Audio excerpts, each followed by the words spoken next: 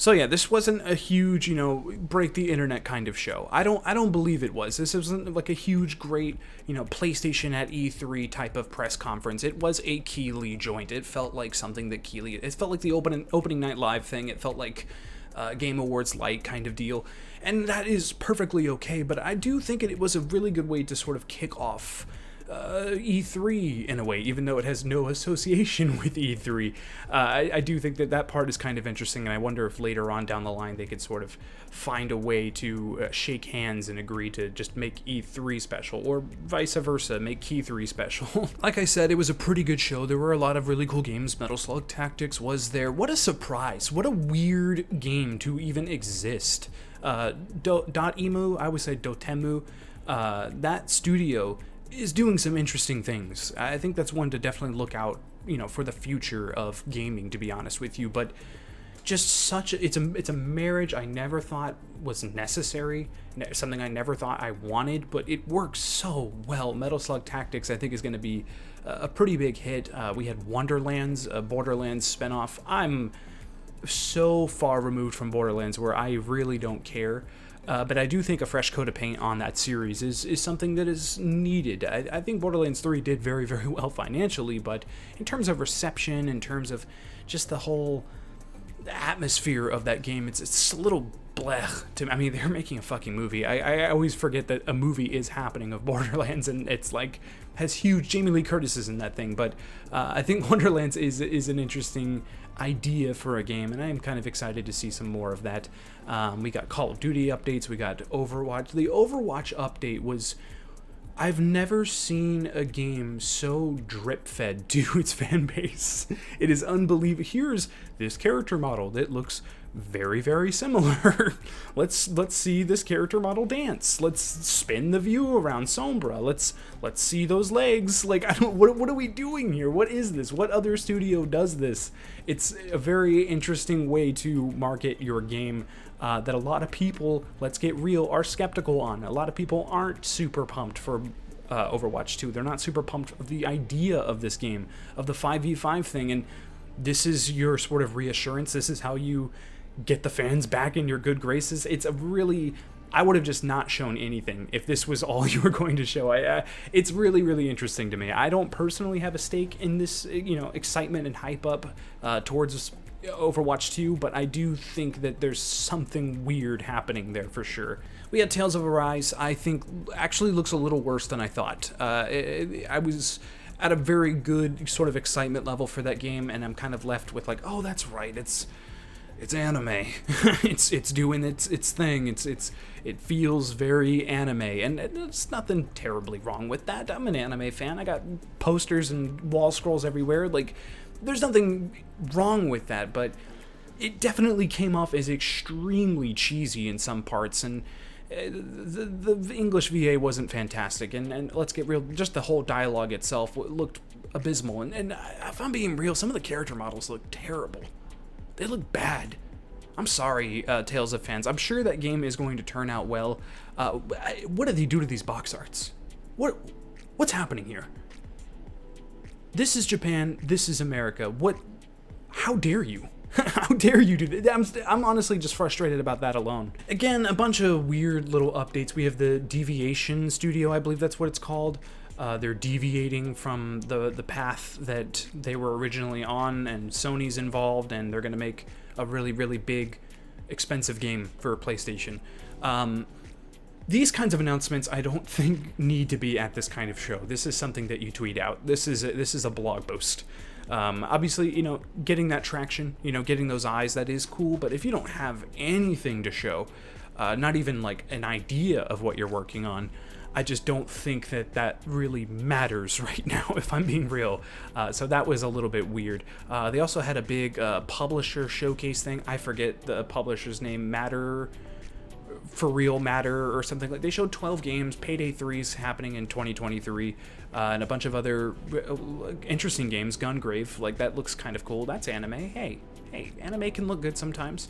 There were some interesting things shown there. We have the Evil Dead game. I think looks surprisingly big budge. Like, looks surprisingly, they're really trying here. They're actually gonna really try to make a good game here. Who knows if it's actually going to show up in the product, but it looks pretty good. It caught me off guard for sure. There's a lot of really cool little indies here and there, of course. Planet of Lana, I think, was one that me and Phenom Sage, my good friend Matthew, we reacted to this thing. That was one that particularly caught our eyes. That one I thought was pretty sweet. It looked pretty sweet, and it's like a lot of hand-painted stuff, which I think is really cool. I think that there could be something special about that game, and it does come out later this year too, so I don't know, these kinds of indies I really, really enjoy when there's like a story that needs to be told, there's an art style that needs to be shown off. It's like this game has a very strong identity and purpose, and there were honestly a few of those during this presentation. Okay, Elden Ring is a video game now. Elden Ring is real. The memes can finally stop. We can finally talk about this video game as a product and no longer an idea. It's a real thing. And as I mentioned in the front half of this video, it looks fucking bonkers. It really does. I can't even describe what's happening in half of the stuff that's shown. It looks magnificent, if I'm being real. I knew going into this thing that we would see Elden Ring. That was like, it didn't exactly leak, but it was just a lot of insiders, a lot of people, even Keighley himself was teasing it. Like, it was pretty known. And even just the beginning, just the way he started the show, like, oh, get ready for the end. We knew Elden Ring was going to be here. I just didn't think we'd get so much. I didn't think we were going to get a huge, beefy gameplay trailer and a release date that's, again, like a little over 6 months from now. That is a big deal. That's an E3 showstopper. That's an E3 big deal. So yeah, that's it. I think that not only the sizable trailer, not only the release date, you know, down the pipeline, how good it fucking looks. I mean, I'm actually shocked how good it looks. Why should I be though? It's From Software. Of course it looks good, but I don't know, this game's been cooking for a long time, and you can tell. You can tell this game has taken years. A lot of years, a lot of planning, and a lot of hard work. And I'm excited to play it. I'm excited to see more of it. Hopefully, Tokyo Game Show, maybe Gamescom, maybe Game Awards, we see more of this title. It looks fucking awesome. So I have to ask the question, did this show rule or did it drool? That's a tough one. That's a tough one. It's tough to sort of gauge the excitement levels, because obviously Elden Ring, that's a huge rule. Like, that fucking rules. That's awesome. Let's go. That's really cool.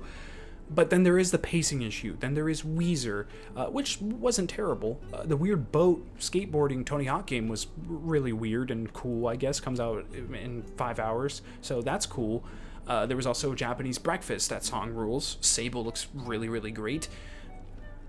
I'm going to say it rules. I'm gonna say that this presentation ruled. I think that Summer Game Fest did a good job. I think that having all this stuff in a singular show was a good idea on Jeff Keighley's part. I think that was a good sort of, it's a culmination of all these little different things, and you have huge big announcements like, you know, Elden Ring, and of course I think that Metal Slug Tactics is a big deal. Not a lot of people will, but that's a big deal too. And you know, you have Wonderlands there as well, and you have those big announcements, and then you have the smaller stuff like the Deviation Studio, like the Matter Studio, like, or publisher I should say, like all those, you know, smaller sprinkled in little updates, like a Rise trailer.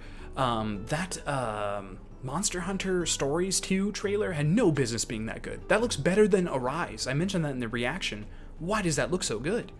I had no idea. Do I need to play this? Am I gonna have to play this game? So yeah, Summer Game Fest, opening night, kickoff live, Summer Slam Weezer concert, ruled. Good job, Keighley. You did well. This was a good curated show. I'm just curious, you know, the show's going to get bigger. You know, as the years go on, more and more. When you see Elden Ring here, other studios are going to see that and say, hey, like, this shit got a lot of views. A lot of people were talking about Elden Ring. That's trending right now.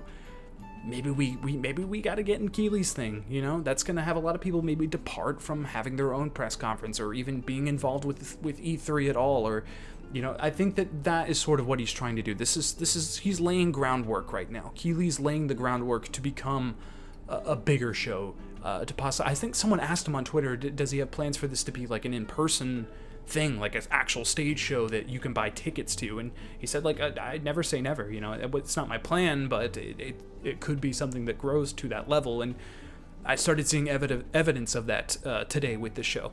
What did you think of Summer Game Fest? I'm sure there's several games that I didn't get to mention here, failed to mention here, so if there's something specific that I didn't get to talk about, something that you're passionate about, comment down below, give me your thoughts, let's talk about those things. And also, Elden Ring, dude, why? Why does it look so good? How does it look so good? How do you do that from software? How?